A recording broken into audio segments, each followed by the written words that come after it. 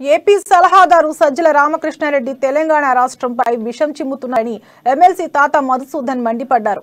రెండు రాష్ట్రాలుగా విడిపోయిన ఆంధ్ర తెలంగాణ మళ్లీ ఒకటిగా ఉండాలనడం సిగ్గుచేటు అన్నారు. ఆంధ్ర నాయకులు బీజేపీ ఉచ్చులో పడొద్దని ఎమ్మెల్సీ కోరారు. ప్రధాని నరేంద్ర మోడీ అవకాశం దొరికినప్పుడల్లా తెలంగాణ అస్తిత్వాన్ని, పార్లమెంట్ చట్టాన్ని అపహాస్యం చేస్తూ పలుమార్లు మాట్లాడారని అన్నారు.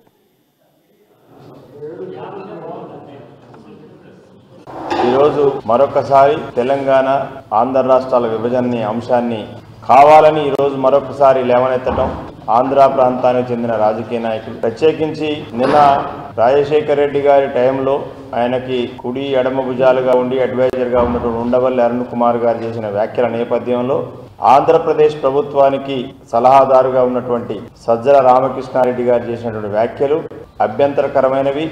తెలంగాణ ఆంధ్రప్రదేశ్ రాష్ట్రాలు విడిపోయి ప్రశాంతంగా ఎవరి పరిపాలన వారు చేసుకొని ఎవరి ప్రాంతాల వారి అభివృద్ధి చేసుకోవాలనే క్రమంలో జరుగుతున్నటువంటి